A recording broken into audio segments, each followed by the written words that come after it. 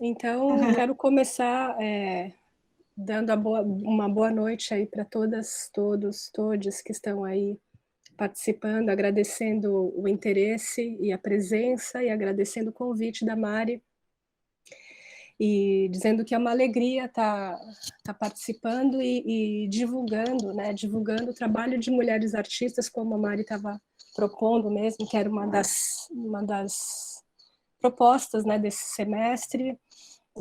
Perceber de que maneira que nós mulheres construímos o olhar para a gente mesma, né? Que saímos daquele papel da musa inspiradora, como sempre foi o papel da mulher na história da arte, para fazer, para construir outros códigos, outros modos de olhar, né? Tanto para a gente quanto para o mundo. Então, eu acho que eu começo apresentando, e assim, eu não sei como que é a plataforma Zoom, não me lembro direito, acho que enquanto eu estou apresentando, eu não sei se eu consigo vê-los todos, então, de repente, vocês já Não. podem me interrompendo para, se for fazer uma pergunta pontual daqui, porque é bastante coisa, né? E às vezes a gente acaba passando e esquece de fazer a pergunta, e aí né, perde a oportunidade. Então, eu começo aqui a apresentar, peraí, apresentar agora.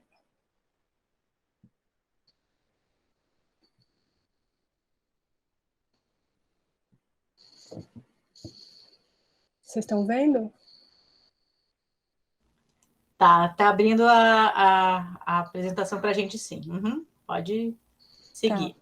Então é E isso. qualquer coisa eu te interrompo perguntando, tá? Fica tranquila. Isso, exatamente, porque agora eu não vou conseguir vê-los, né? Sim. Então eu estou aqui, só eu e a minha tela, no meu isolamento aqui. Fica tranquila. Então, eu sou a Ana Sabiá, eu sou artista visual, né? E trabalho com a fotografia, principalmente há alguns anos eu estou trabalhando com a fotografia como a minha expressão artística mais potente, né? E eu desenvolvi entre 2015 e 2019 a minha tese de doutorado no programa de artes visuais aqui da Universidade do Estado de Santa Catarina, nessa linha de processos artísticos contemporâneos. E o título do trabalho é Eu e as Outras, Corpo e Surrealismo como Articulações Políticas na Obra de Mulheres Fotógrafas, né?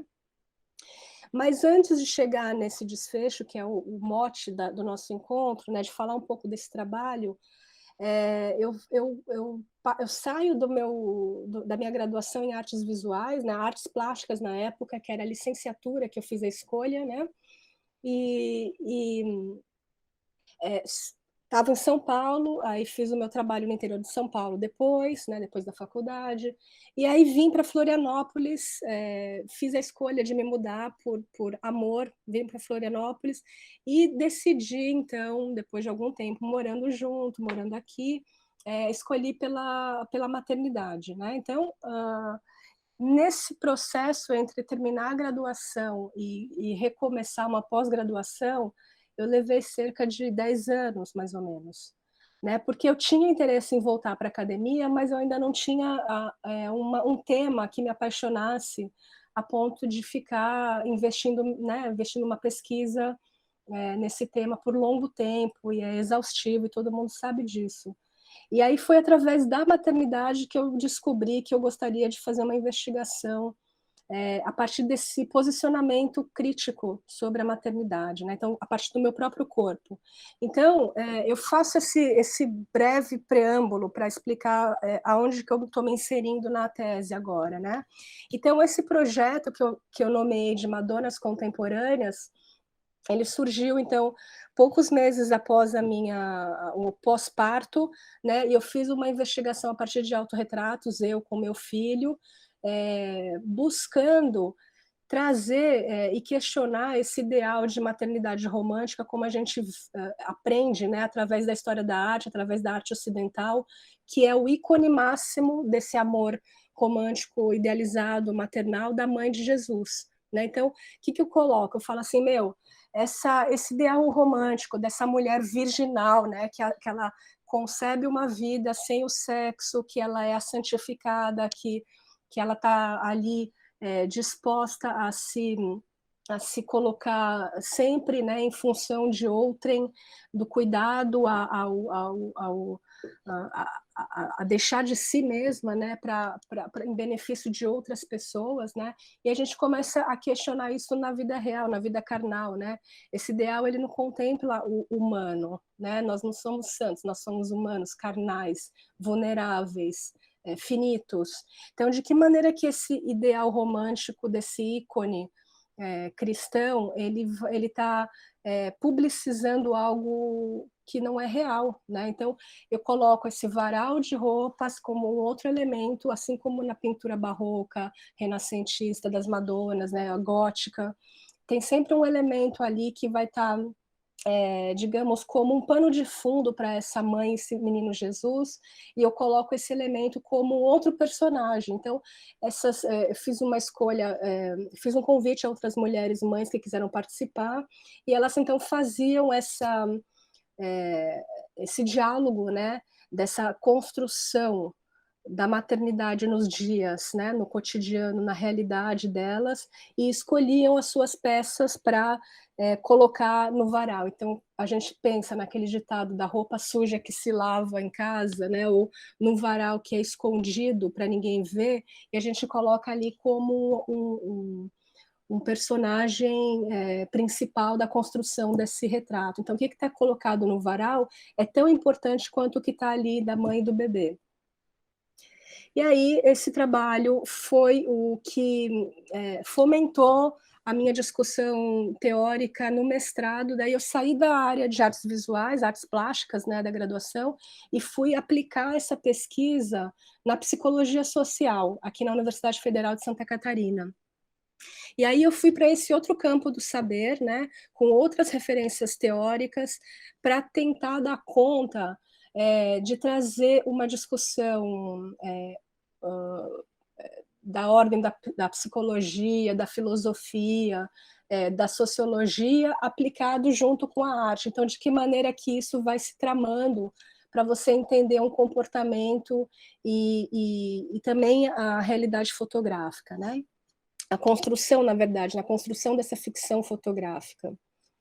E aí essa discussão ela faz isso, né? Ela traz a Madonna como esse questionamento na arte, nos modos de resistência, a figura da Eva e da Maria, né? Como essas identidades transitórias, porque ninguém pode ser só santa ou só puta, né? Como se coloca essa dicotomia na sociedade. E daí eu trago a Madonna, nessa referência da Madonna ícone, com as Hayden Mothers, que eram as mulheres dos retratos vitorianos, as mulheres mães dos retratos vitorianos, que eram meio que apagadas, né? A identidade eram apagadas para ficar saindo só sobressalente, só a criança, e a mulher nem existia.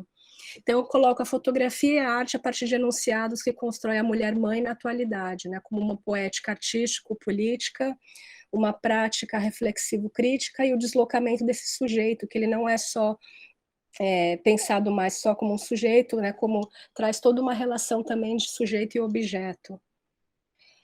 Aqui são esses retratos que eu estava falando, né? Nesses retratos vitorianos do século XIX, onde existia essa prática de trocar esses cartões como se fossem cartões de visitas, né, que eram feitas essas fotografias para os parentes distantes, e essas famílias burguesas, então, colocavam seus filhos rebentos, né, para serem retratados e mandar essas fotografias para parentes distantes. Só que, assim, olha que interessante, né? Quem está segurando, quem está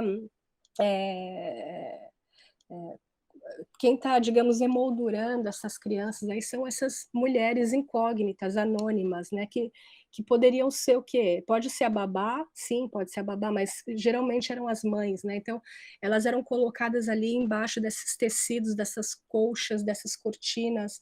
Nesse caso, na figura central aqui, tá vendo? Teve a pós-produção que até tirou mesmo a cabeça, né? Na fotografia desse período já era possível. Então, o que se coloca? Assim, é uma negação, né, dessa mulher, dessa mãe, e não uma valorização como sustentáculo da humanidade, né? Porque não é só a gestação que está colocada ali, a vida que vem através do corpo feminino, né? Mas é toda a relação de afeto, de crescimento, desenvolvimento de um ser humano e futuramente, né, agentes sociais. E aí essa discussão ela vai se encaminhar para essa fase do surrealismo, porque é justamente ali nesse começo, né, nesse começo do século XX, onde os artistas eles estão totalmente criticando a sociedade, né, da época, a sociedade que ela trouxe uma publicidade de evolução através da tecnologia, de uma equidade social, mas na verdade era tudo uma falácia, né, porque aconteceram aí as guerras, a violência, as bombas, né, o capitalismo entrando em vigor, deixando cada vez os pobres mais pobres, né, e o êxodo das cidades pequenas, do interior para as grandes cidades, e a fome e a miséria, e o ser humano como uma parte desse maquinário social, né, que nada mais é que só serve ali para manter o capital girando.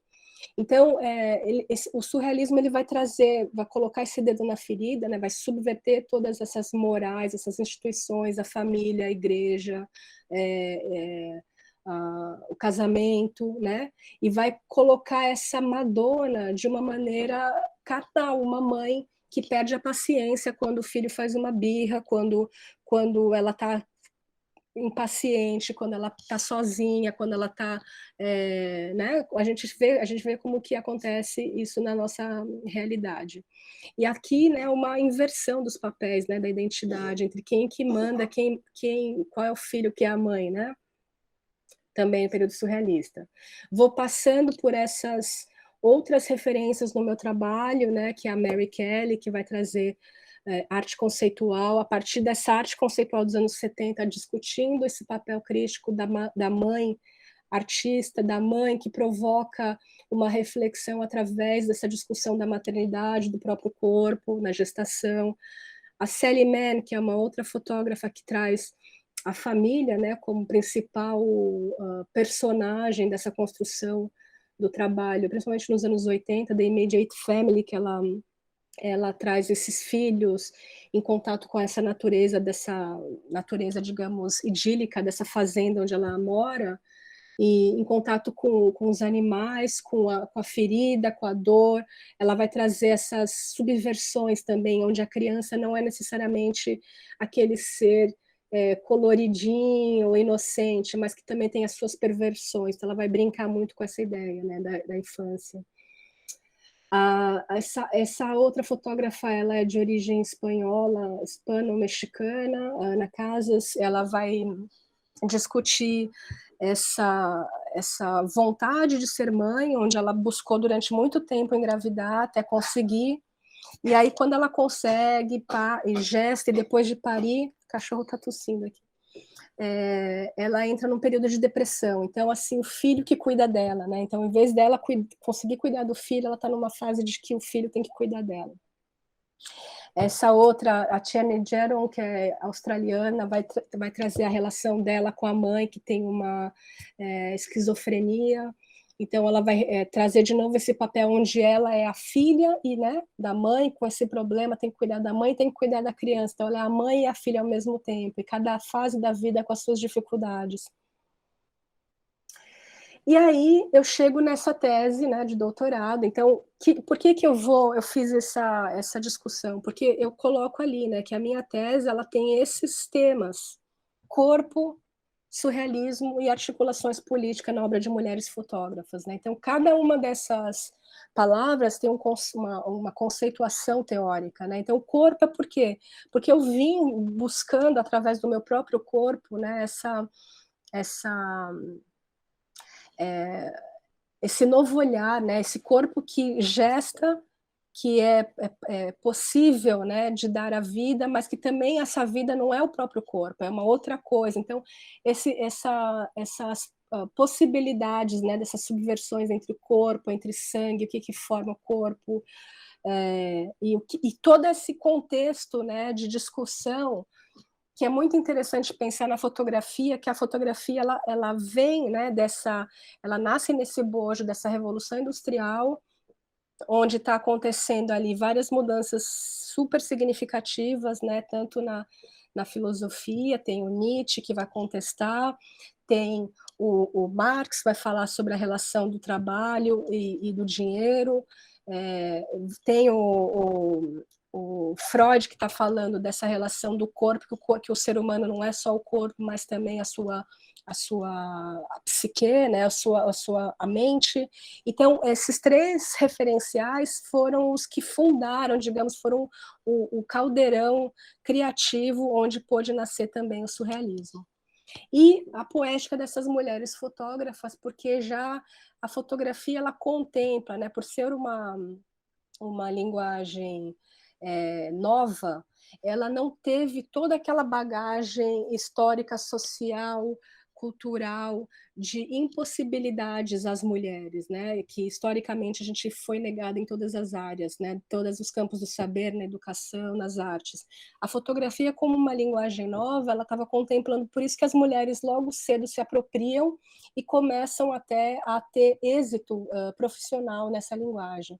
Então eu trago essa relação de eu e as outras, né? Então não só como a outra pessoa que não sou eu mesma, como também aquelas muitas possibilidades de eu mesma ser outra pessoa. Então, a gente vai estar discutindo aí muito essa relação da identidade, que é um conceito muito fixo para dar conta de tudo isso. E aí, de que maneira que eu vou estruturar, né? Eu vou fazer essas metodologias e práticas artísticas. Então, intentou-se, né? Eu busquei armar diálogos com esses elementos formais visíveis na obra das mulheres artistas, junto a análises teóricas. Então, eu tramei a psicanálise, literatura, filosofia, antropologia, estudos culturais, história da arte, optando por provocar uma imagem pela outra, e entre essas o meu trabalho. Então, em vez de eu pegar uma imagem e tentar analisar, eu comecei a pensar nessa ideia de provocação, de uma imagem pela outra, que também vem de um conceito de conhecimento por montagem, né, que vai falar o de Huberman, né, que por sua vez ele vai tomar lá do Aby Warburg, que ele vai tomar do Walter Benjamin.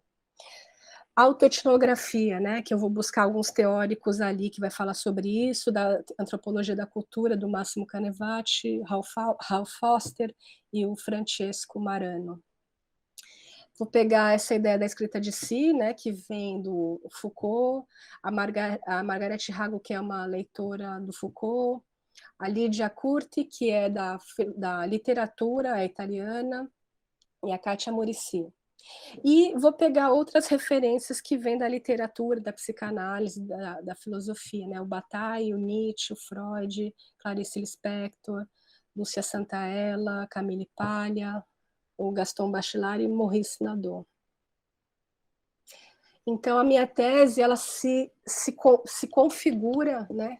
Ela se configura desconfigurada, na verdade. Ela é um corpo Frankenstein, né? Que era bem esse ideal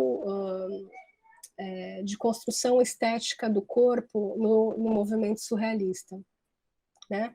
Então tem a parte da cabeça. Gente, eu não trouxe aqui exatamente o que eu divido cada um desses capítulos, tá? Mas eu penso nessa maneira, que a parte da cabeça é essa introdução, o pescoço, onde eu vou estar fundamentando a teoria, o tronco, eu vou trazer as mulheres artistas que eu seleciono para dialogar com o meu trabalho e com a teoria, a parte 4, os membros, né, onde eu coloco o meu corpo de trabalho, e a parte 5 são as considerações finais.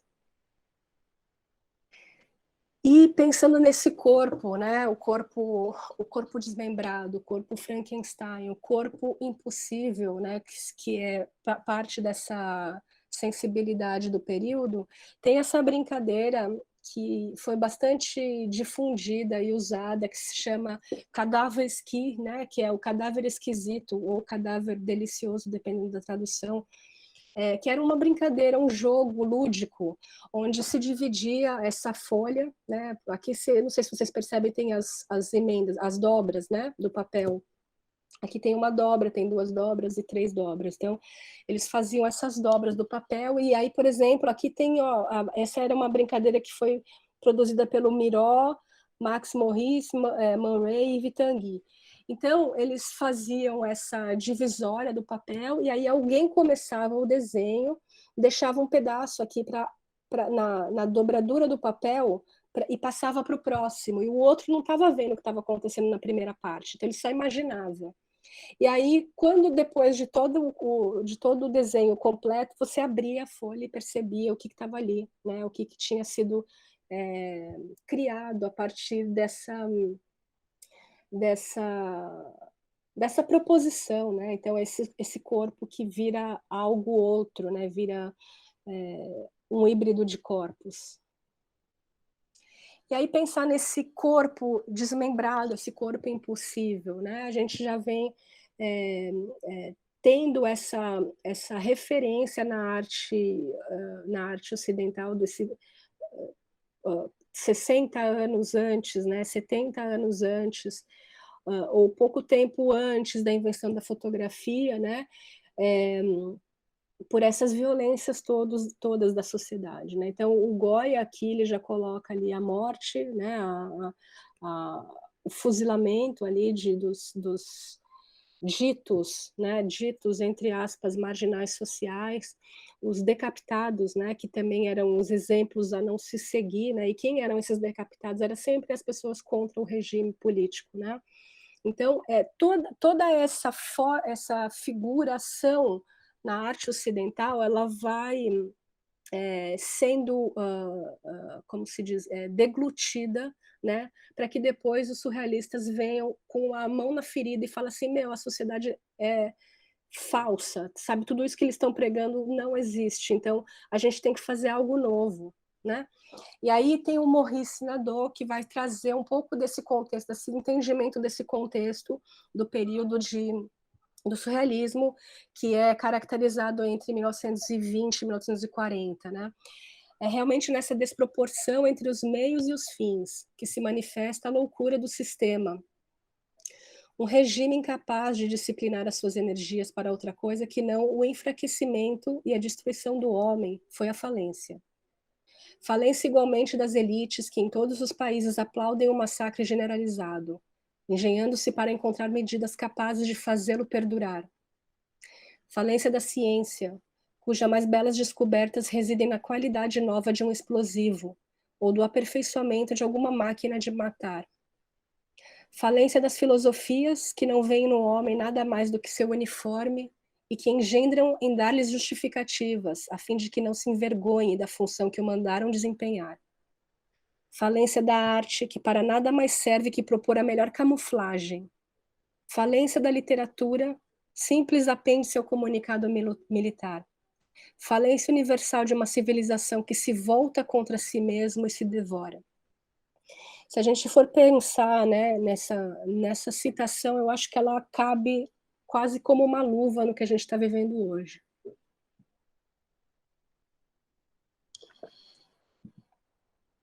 E aí tem algumas fotografias desse final do século XIX, né, que já, se a gente considerar o pouco tempo que a fotografia tinha sido inventada, você percebe como esse medium, que a princípio era percebido, né, era tido como uma legitimação de uma realidade concreta, né? A fotografia ela é infalível, ela não mente, ela é a prova, né? A prova cabal de que a gente pode comprovar que isso existe de verdade, que o mundo é tal qual esse aprisionamento, esse enquadramento nesse pedaço de papel. Então, o que vai acontecer? Eles já vão começar a entender que não, que a fotografia é totalmente falível, é totalmente fictícia, né? E aí esses fotógrafos já estavam fazendo isso no final do século XIX. Estavam cortando, manipulando o corpo. O Fernando Braune, que estuda o surrealismo e a estética fotográfica, vai trazer a carga desarticuladora, mobilizadora da fotografia, concentra-se de forma mais acentuada no que ela deixa de mostrar, no que está implícito, em tudo aquilo que não nos é dado de pronto, de imediato pela imagem fotografada. Há que se mergulhar na virtualidade da fotografia para, de fato, tocá-la e ser tocado, ungido surrealisticamente. E aí, eu vou trazer um pouquinho dessa ideia, né, do que se buscava, então, nesse período com a fotografia, né, o que os artistas da fotografia estavam buscando. Então, eles estavam trazendo essa complexidade das sobreposições, recortes, montagens, abstrações, descoberta de ângulos inusitados, solarizações, engenhosas criações com a subversão de escalas, matérias, enquadramentos, hibridismo técnicos, né? Como a gente vê em alguns desses profissionais como Murray, Alexander Rodchenko, a Gretchen Stern, Claude Cahun. A fidedigna figura do corpo humano foi igualmente transfigurada em um corpo desmembrado, desfigurado em confronto ao antropomorfismo, tarefa que viria a ser a investigação mais marcadamente surrealista, investindo sobre o princípio da identidade a partir da assunção dos desejos e das sexualidades plurais. Então, aí um pouquinho desses tópicos, né, como se percebe o corpo nesse período. Então, fragmentado, deformado, desfigurado, a perda da unidade, a ruptura no vínculo com o sagrado, a violência que provoca outras sensibilidades, o erotismo como limiar da morte. O corpo é uma máquina, né? Então o sujeito não é só mais sujeito, mas também sujeito em um objeto. E o corpo como uma arena entre a arte e a política. Vou passar esse aqui. Então, aqui trazendo o surrealismo, nessa é uma vanguarda artística que ela surge entre guerras. Ele começa como um movimento artístico-literário, né, que surgiu apoiado na filosofia de contestação do Nietzsche, nas experiências de psicanálise do Freud e também nas discussões sobre o Capital do Marx. O comportamento surrealista é eterno, é entendido como uma certa predisposição, não a transcender o real, mas a aprofundá-lo. Fim último de todas as filosofias que não tem por objeto apenas a conservação do mundo tal qual como ele é, que é uma sede eternamente inaplacada no coração do homem, não do, aqui é colocado como esse homem com H maiúsculo, o homem universal, né? A gente pode substituir essa palavra que é totalmente já ultrapassada, a gente pode substituir pelo coração do sujeito, né, ou do indivíduo. E aqui tem o grupo, né, os precursores do movimento surrealista, em 1930, o Breton, né, e aí Salvador Dalí, tá aqui, né, da esquerda para a direita, Tristan Tzara, Paul Eluard, André Breton, Hans Arp, Salvador Dalí, Yves Tanguy, Max Ernst, René Crevel e o Man Ray.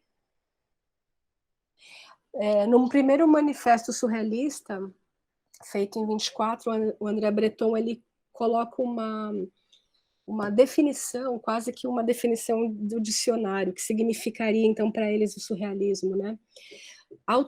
Aqui, gente, no segundo parágrafo, tá?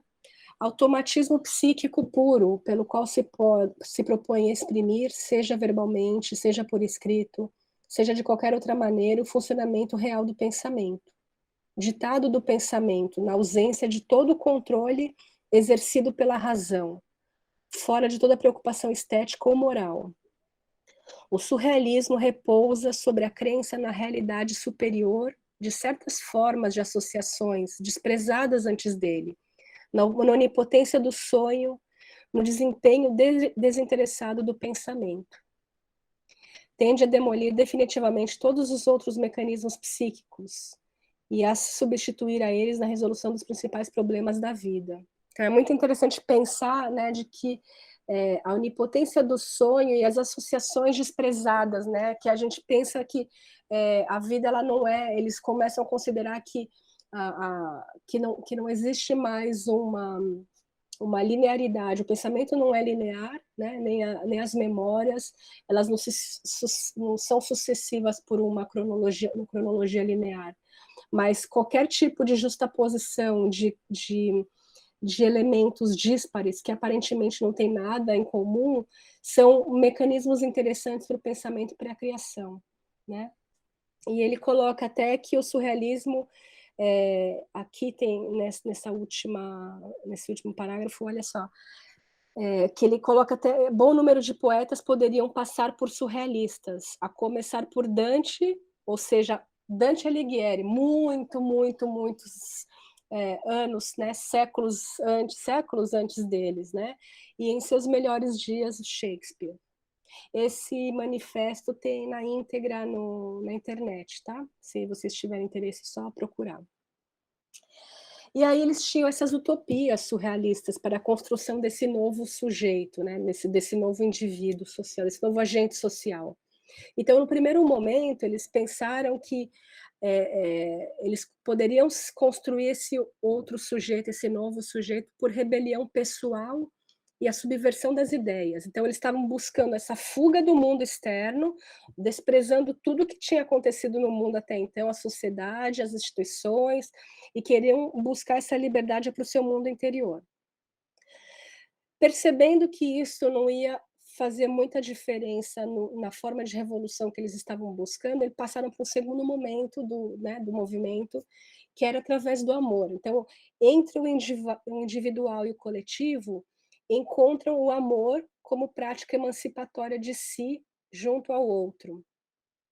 E esse movimento também não foi tão revolucionário como eles estavam querendo, e perceberam, então, um terceiro momento, que seria pela revolução social, por intermédio da militância política. Então, transformar o mundo, mudar a vida por uma objetivação do desejo, que é essa força onipotente e capaz de suscitar todos os milagres. E o desejo é um conceito muito forte na psicanálise, né? Que é essa busca, essa eterna busca de algo que não está na gente, ou que está e a gente não consegue nomear, ou que está no externo e a gente busca até encontrar. Quando a gente dá conta desse desejo, surge outro no lugar. Então é uma busca eterna, né? É uma busca sem fim.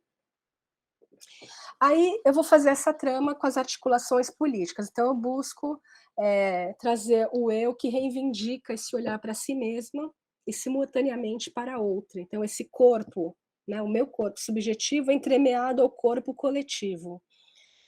Afecções individuais em contextos compartilhados. A intimidade que reverbera no posicionamento público. Então, a partir disso, a gente vai buscar esses engajamentos feministas, né? Ainda que, nesse período, esse termo, né? Esse conceito de feminismo não fosse explícito, não é que não era explícito, ele não era nomeado assim, mas já estava acontecendo, né? A gente já teve lá as mulheres, sufragistas, né? Sufragistas que estavam buscando o voto das mulheres. Então, já era um movimento em favor de uma busca de equidade social, de direitos, né? E as mudanças nos códigos e visibilidades dessas mulheres dentro da arte. Então, desde os questionamentos feministas da segunda metade do século XX, fica claro o caráter político que se dá para as possíveis leituras e interpretações das imagens artísticas. Como ressalta Trafi, ao discutir as provocações de estudiosas feministas como a Griselda Pollock, há uma reivindicação da mudança de paradigma de uma história da arte pensada em termos de métodos de visão, que é o que se tinha antes, para uma história da arte baseada em políticas da visão. Então é muito diferente você pensar no método, ou seja, como se constrói algo, com uma questão de política, de que maneira e por quê, e em que contexto isso foi construído, né?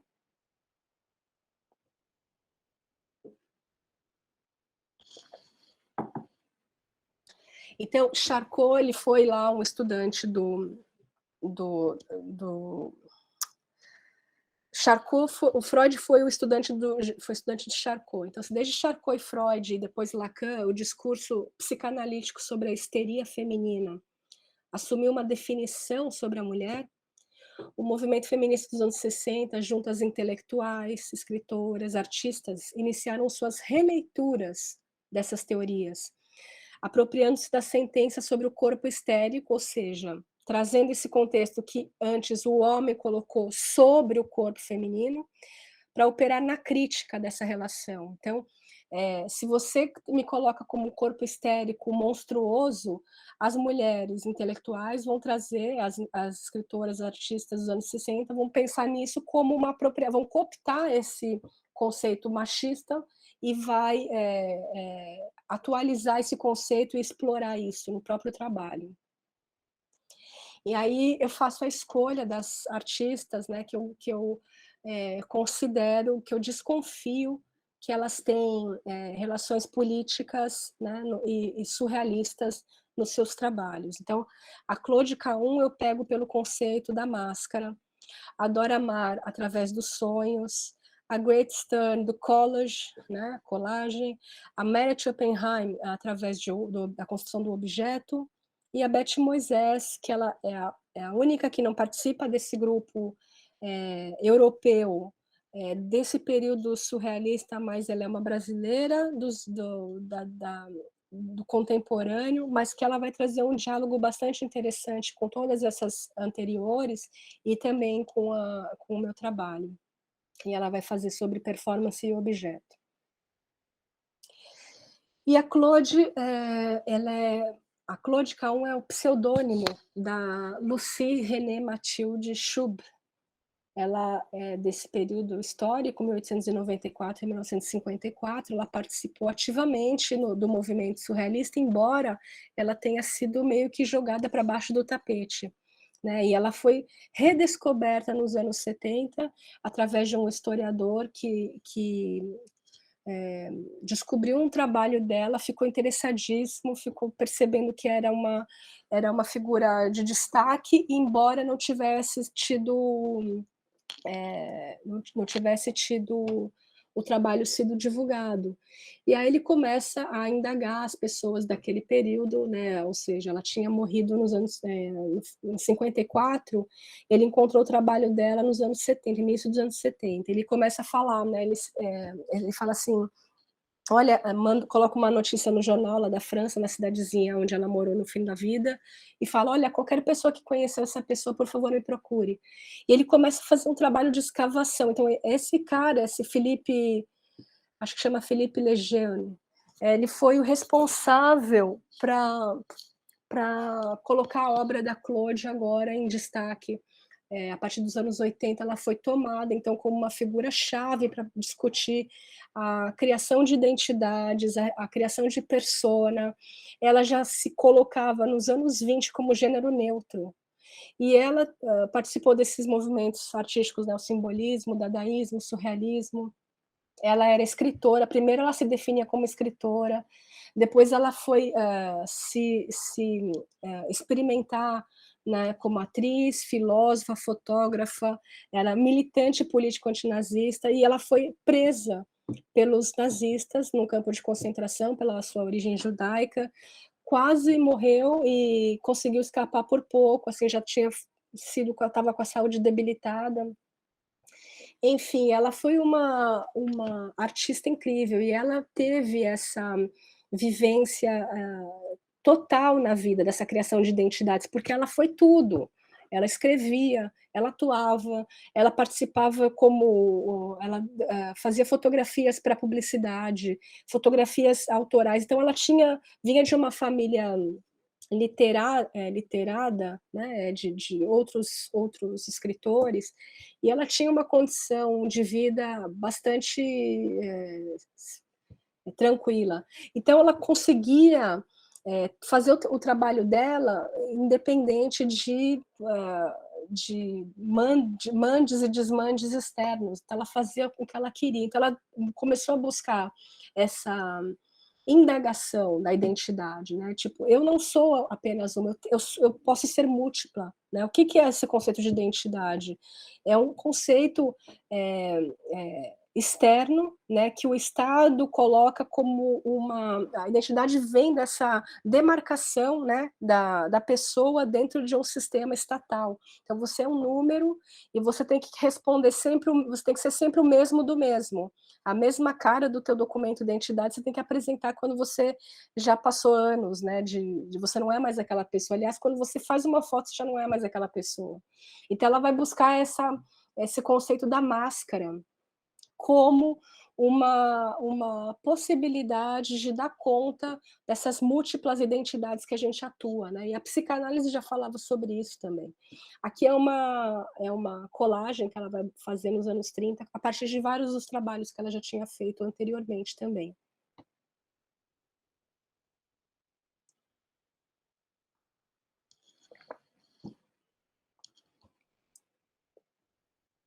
Ela dizia: "Sob essa máscara, outra máscara. Eu nunca vou me cansar de removê-las todas", né, trazendo justamente essa ideia de que a gente está sempre mascarado. Em que lugar, em que contexto, em que possibilidade a gente pode não estar vestindo uma máscara, né.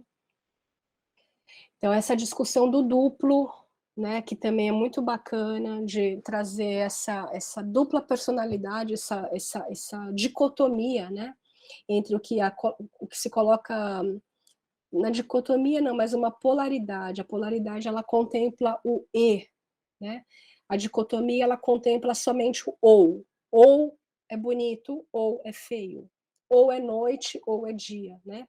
E a polaridade ela contempla o "e", é dia não, é dia e noite, bonito e feio, porque as 2 coisas coexistem sempre. E ela vai também trazer a ideia de coautoria, porque ela durante a vida inteira permaneceu com a Suzane, que é essa companheira de vida dela, que elas tiveram uma relação desde a infância, porque os pais das 2, né, se casaram, o pai e a mãe, se casaram, o segundo o terceiro casamento, sei lá, e as 2 crianças começaram então a viver juntas como meia-irmãs, até na adolescência se perceberem apaixonadas uma pela outra, e viveram a vida inteira juntas. Então a Suzane era a muitas vezes ela se coloca como coautora também, porque ela também fotografava, né, a Claude, então tem essa relação de coautoria já nos anos 20. A Suzane também era designer, então elas criavam juntas os trabalhos. E ela vai discutir também nessa relação de corpo como carne e máquina, corpo como carne e objeto, né, e vai trazer essa relação onde, o dadaísmo, né, vai trazer também esses objetos para as sensibilidades corporais, os autômatos, né, que eram os robôs, as bonecas. Então, todos esses elementos, né, essa, esses objetos que mimetizam o corpo, eles eram colocados como discussão. A outra fotógrafa, eu acho que eu tenho que talvez andar um pouco mais rápido, né? Estamos te acompanhando, Ana, estamos até o tempo. Só, a gente já está quase 1 hora te ouvindo, mas estamos Tá. aqui Tá, acompanhando. então eu vou tentar um pouco mais rápido para não cansar, tá. Aí Tá bom. depois eu trago a Dora Maar, que que ela trabalha com fotomontagem, traz os elementos oníricos, né. Ela vai fazer cortes, enquadramentos em close-ups, perspectivas e ângulos de mergulho, experimentava queimar e arranhar os negativos, né, conferindo texturas, tramas e outras características para as fotografias. Tinha esses contrastes duros, ela buscava se afastar dessas tradições pictorialistas francesas que ela considerava ultrapassada, e buscava esse nu mais sensual, né, no estilo da fotógrafa norte-americana Imogen Cunningham. E aqui tem um pouco do trabalho dela.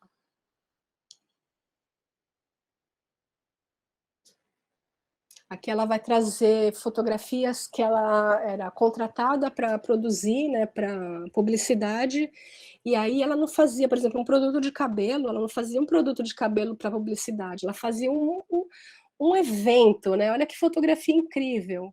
Ela vai fazer uma ficção, eh,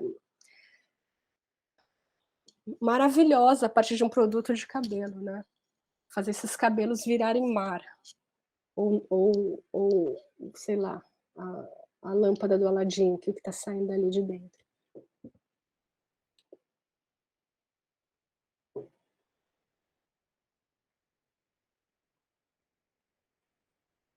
A Gret é alemã, ela teve que fugir também da Alemanha nazista, foi para a Argentina e começou a trabalhar numa revista argentina que era para um público feminino. Era uma revista dessas revistas de fofoca, de como cuidar da casa, como cuidar do enxoval e etc, né? E ela vai ter um papel muito interessante ali, porque ela entra junto com um grupo, uma coluna que se chamava A Psicanálise Vai Te Ajudar, que era uma coluna onde elas recebiam cartas das leitoras relatando seus sonhos, e a Gretchen tinha a função, então, de, digamos, traduzir os sonhos dessas leitoras em imagens, então ela vai fazer isso aqui.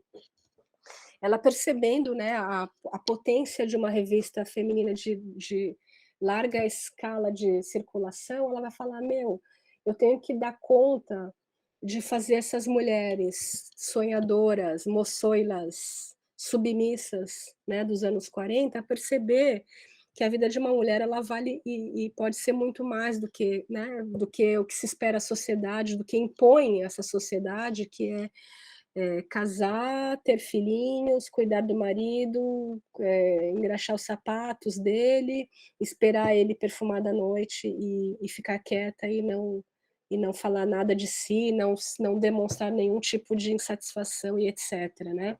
Então esse papel que era destinado às mulheres era pouquíssimo, e até hoje né? A gente tem que lutar muito para que isso não se regrida, né?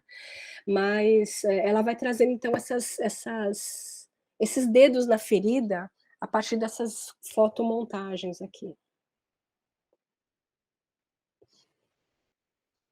Ou trazendo essas mulheres sonhadoras como essa escala, né, dessa dimensão dela pequenininha em relação a tudo, né, que ela está vivendo, ou fazendo uma sátira, ou seja, você pode sair desse círculo vicioso, né, depende da tua escolha. A Meret é suíça, ela vai trazer essa relação dos objetos, onde ela vai colocar esses elementos de uso cotidiano, né, com elementos aparentemente desconexos, como uma colagem tridimensional. Então, o que ela buscava com isso? Mais do que subverter a forma e a utilidade dos objetos, ela queria explorar os impulsos psicológicos, sexuais e emocionais que se desprendiam sobre a superfície aparentemente natural da sociedade. Esse é o trabalho mais famoso dela, que até se chama Objeto, feito em 36, onde ela vai fazer uma colagem, uma relação entre algo, né, civilizado, que é essa xícara de porcelana, vai trazer todo esse código de sentar à mesa, a civilização, né, e tudo isso, com essa pele desse animal selvagem que está recobrindo toda essa suposta docilidade, né?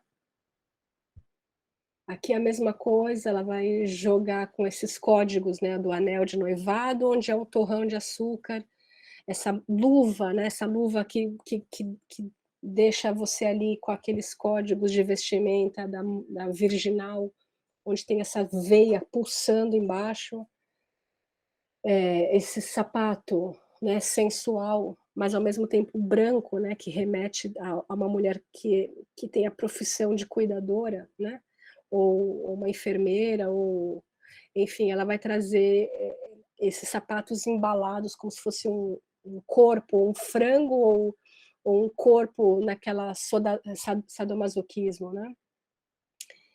A Beth Moisés, que é brasileira, então ela vai buscar esse mito do universo feminino do amor romântico, né, do casamento, justamente trazendo essas punhaladas poéticas, né, que assinalam a solidão a dois, a instituição religiosa e marital, a denúncia aberta sobre a violência contra a mulher. E aí, nos anos 90, ela vai trazer o vestido de noivo como um elemento muito forte na poética dela. Então, pensando nesse dedal, né, esse corpo, tome conta de você mesma, né? Esse dedal, que é esse elemento instituído, né, como um elemento, um objeto de uso do universo feminino, do universo do bordado, que tem que ficar dentro de casa bordando e quieta e não fazendo nada além disso, né? Ou seja, do trabalho doméstico não remunerado. E a violência que subjaz em tudo isso. Essa luta, né? Esse trabalho do lado esquerdo, aí, essa luva de boxe recoberta com tecido do vestido de noiva, com as pérolas e tudo. E a outra luvinha, né, que também você percebe que é uma luva de casamento, onde ela vai estar, essa noiva vai estar reconstruindo essas linhas da mão, né? E uma reconstrução que não é um bordado, mas é uma sutura. Então é algo que remete a uma violência e uma reconstrução de si. Né, essa mesa posta burguesa, você percebe essa toalha rendada, toalha bordada e esse prato recoberto com esse véu, né, e toda essa relação do sangue, né, do sangue, das vísceras, de algo que está ali, mas que você aparentemente está tudo dourado, foram felizes para sempre, mas a gente sabe muito bem que a violência acontece dentro das quatro paredes, né, promulgada pela religião, inclusive. Aqui outro trabalho onde ela vai trazer essa discussão das violências contra as mulheres, essas cápsulas de revólver, estilhaço, né, vidro, tudo isso.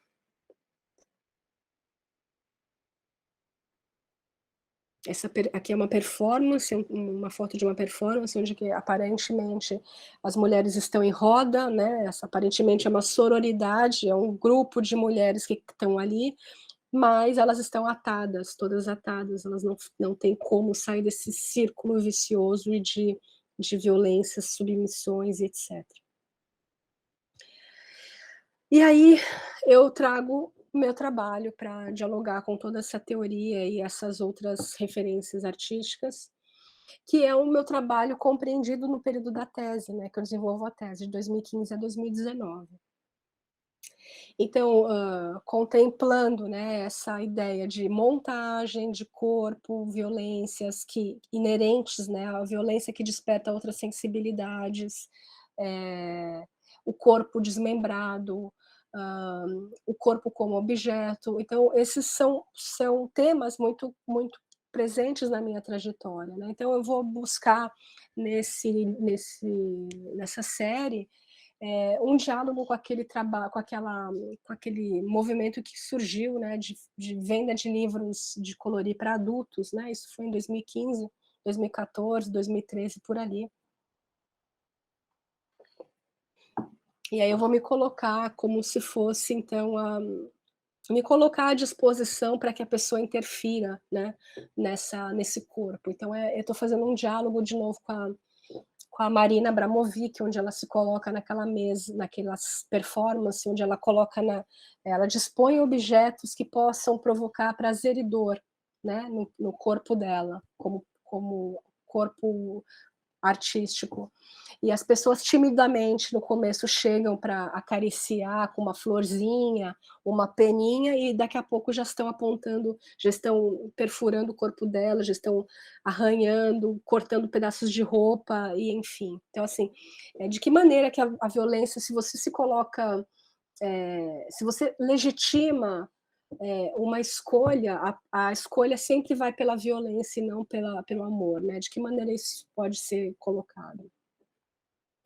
Esse trabalho feito em 2016, eu vou fazer um diálogo com a literatura da Clarice Lispector, e nesse livro, Uma Aprendizagem, o Livro dos Prazeres, ela traz uma personagem que está em conflito o tempo inteiro com o mundo, né? Ela se sente uma incompreendida, uma desconectada, e até que ao longo do romance ela vai percebendo que ela participa dessa rede complexa de relações do corpo com o outro, né, do corpo com a vida, com o mar, com as pessoas em geral, com os alunos dela, com a natureza. Então eu faço esse hibridismo, né, dos corpos também, trazendo essa relação entre o meu corpo e um corpo outro, né, que eu construo a partir da fauna e da flora.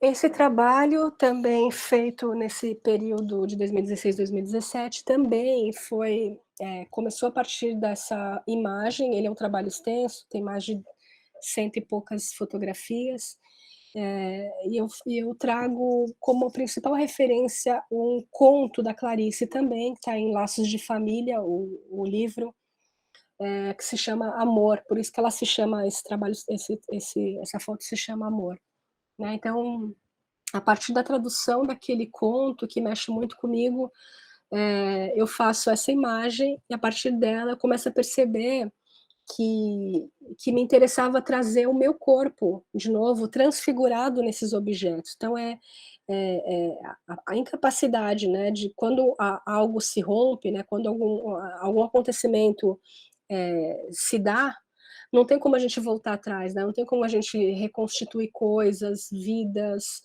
situações, porque é isso, é uma transformação sempre, né, então, o que morre renasce, mas morre, renasce, vive, transforma.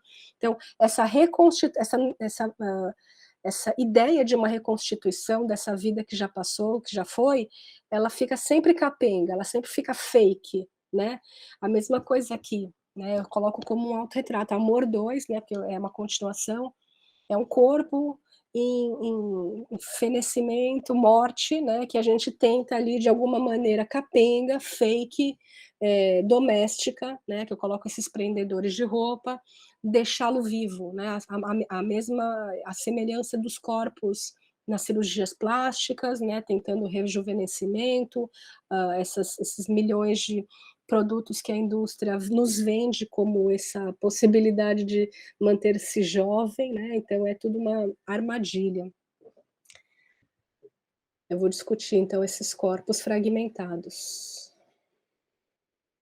E o que subjaz nesse corpo fragmentado, né, porque ele não é somente esse não é somente esse bonequinho fragmentado, mas ele é um objeto antigo, de família, que a gente não sabe de tudo isso, né, mas se você começa a entender, ler a imagem, né, de que objeto é esse, né, para qual é a função dele, né, e é um casal, e aí olha que interessante a forma que ela olha para ele, e ele tá, né, com esse rombo na cara, sem cabeça. Então são várias, camadas de significação que eu busco contemplar nessa tradução imagética. Aqui também, né, um corpo entre um corpo orgânico e inorgânico, né, um travesseiro, mas é um travesseiro feito de penas, então é como se tivesse esse corpo víscera e as vísceras são penas de um animal que foi morto, então, tem sempre essa relação entre um corpo, né, um corpo vivo e a morte, orgânico e inorgânico, a discussão do corpo carnal, do meu corpo como autorretrato.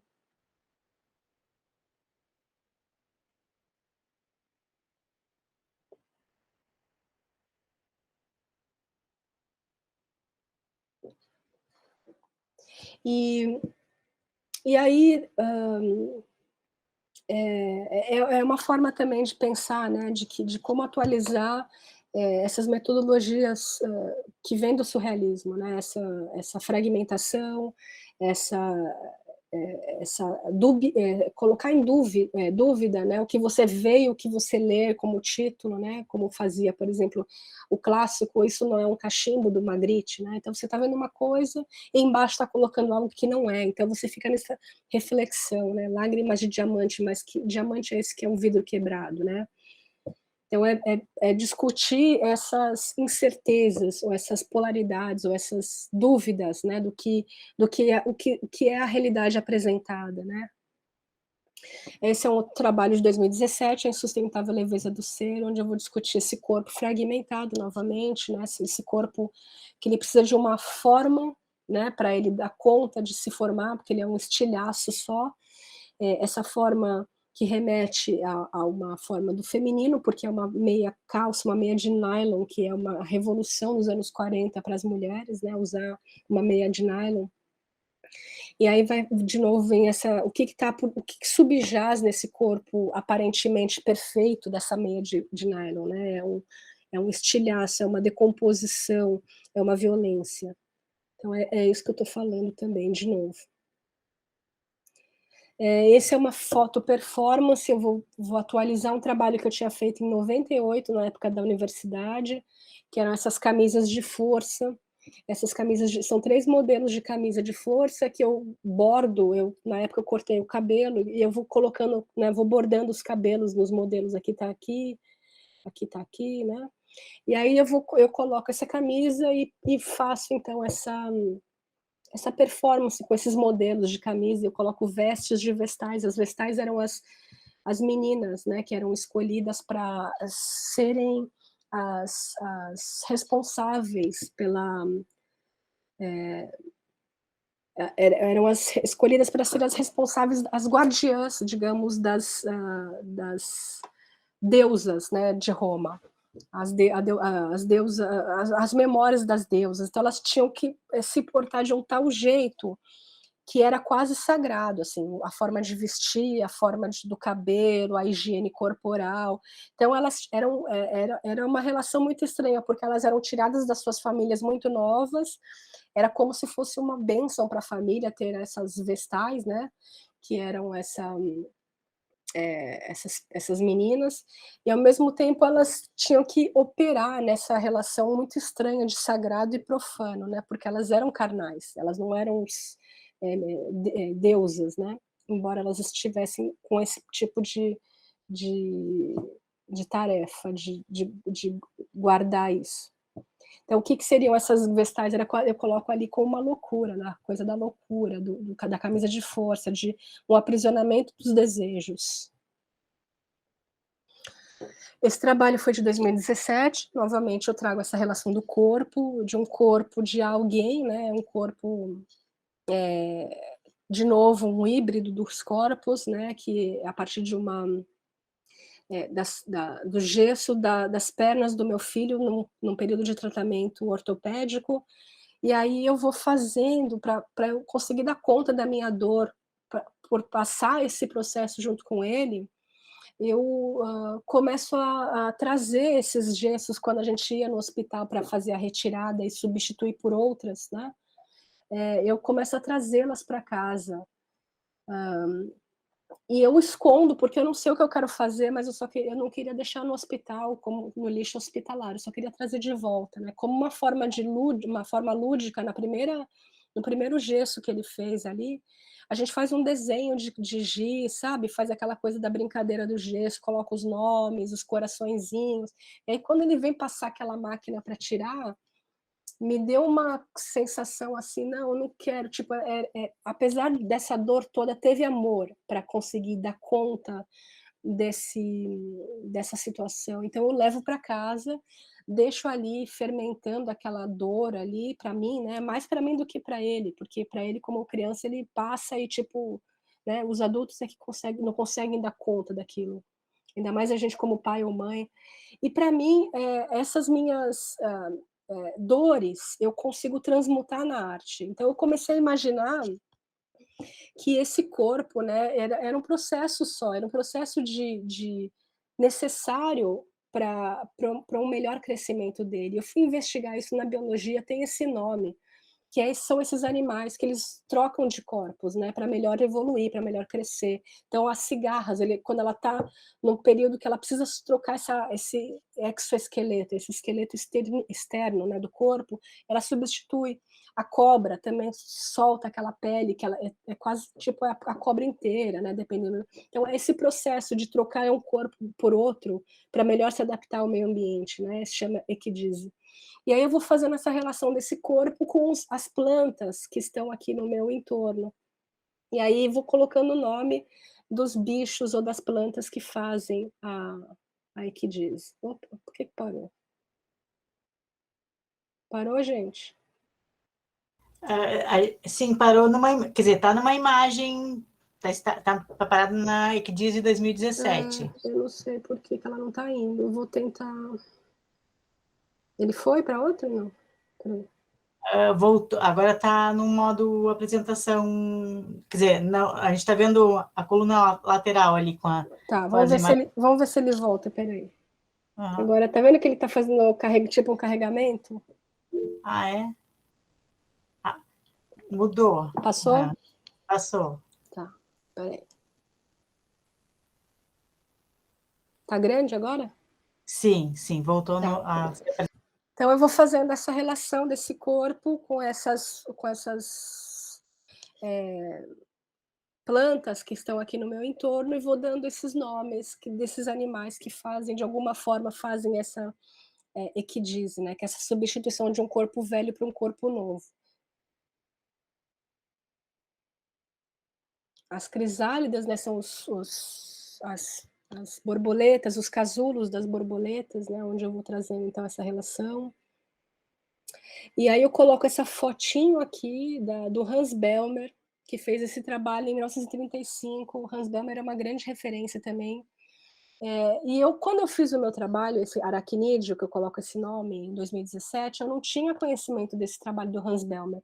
Então isso que é muito bacana, né? Porque a gente vai atualizando coisas e que a gente nem se dá conta, né? E mesmo percebendo que, por exemplo, mesmo a Louise Bourgeois, né, ela trabalha muito com essa ideia da aranha, né? E esse corpo do Hans Belmer, né, que ele vai trabalhar muito com as bonecas, ele vai articular esses membros, né, trazer essa relação da violência do corpo, articulando, né, hibridizando com outras partes de outros membros, né? Aí eu trago esse outro trabalho desenvolvido em 2018. Então, ainda eu estou nesse período todo, que coincide com o doutorado, eu estou muitíssimo dentro do meu espaço doméstico, né? Eu estou na tese, escrevendo, criando um filho pequeno, desenvolvendo, né, ele. E aí esse é um período digamos, de mudança dessa interioridade toda, né, que coincide muito com o meu divórcio. Então eu saio desse ambiente interno, dessa caverna, para tentar descobrir esses outros horizontes, né, ou esses outros olhares, esses outros mundos, né, que estavam além das minhas quatro paredes. E aí eu moro na ilha, aqui em Florianópolis, né, ilha de Santa Catarina, e vou então para esse ambiente externo tentar me reenergizar através da natureza.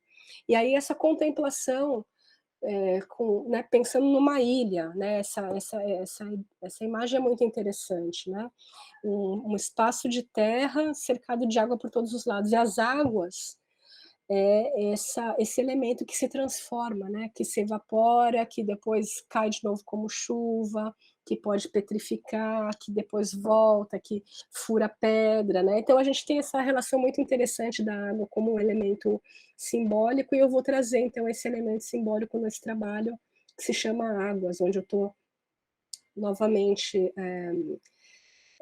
fazendo uma espécie de um hibridismo, só que ele é diferente, porque agora eu estou como se eu estivesse refletindo esse ambiente externo no corpo. De novo, aí eu gosto dessa ideia de brincar com os duplos, né? O duplo, como sempre, como polaridade entre um e não, né? Um e outro, e não um ou outro, como a dicotomia, né? Então, a polaridade é muito mais interessante porque ela contempla as nuances. E esse aqui é o último trabalho antes de finalizar a tese, em 2019, que eu vou fazer uma discussão desse período de 2018, que era essa mudança política que estava acontecendo, onde eu vou me agarrar psicologicamente, emocionalmente, na música e na poesia. Então eu vou na poesia e na música do Belchior, Bob Dylan, né? E então eu trago esse disco do Belchior que ele fez no período da ditadura, né? A Alucinação, como a referência principal desse trabalho. Então, Pessoas Cinzas Normais, né? Que é uma parte uma frase da música Alucinação, que dá título ao álbum. E penso nessas pessoas cinzas normais que ele vai colocar na música e discutir a relação, de novo, da fotografia com o corpo, mas que corpo é esse que eu quero pegar, né? Eu quero pegar esse período de breu político, de treva política, né? Esse corpo interno, né? Esse corpo dos ossos, nas chapas de raio-x.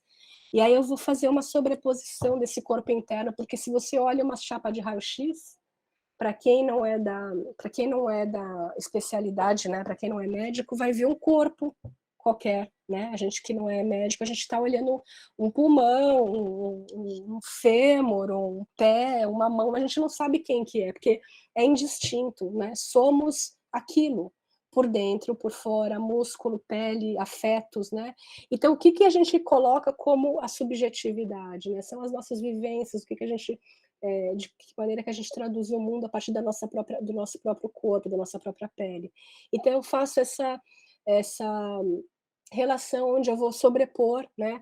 Aqui, por exemplo, aqui dá para ver bem o meu corpo com esse outro, com essa chapa de raio-x, e depois eu coloco em cima de uma chapa de luz, né? Uma mesa de luz para dar conta. Então eu compro aquelas coisas de luz para colocar o trabalho.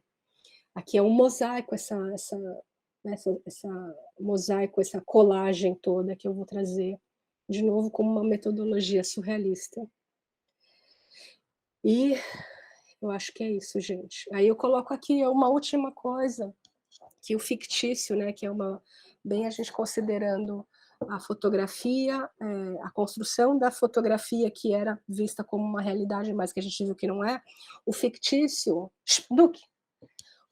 não está nem nos sujeitos, nem nas coisas, mas na relação entre eles. O desafio do artista é rearmar ficções que postulariam outras formas da verdade circular, da verdade sair por aí, né? Isso se dá na construção de corte e montagem, o collage surreal, pois o fragmento traz inscrita a lógica do todo. Isso é um conceito muito caro de Dilberman, o Benjamin e também o Aby Warburg. E é isso, gente. Aqui tem o meu site, para quem quiser saber mais, tem Instagram. Na internet dá para você procurar pelo Google, pelo título do trabalho, dá para entender lá onde está a tese ou mesmo a dissertação, dá para pegar outras referências, né? E é isso.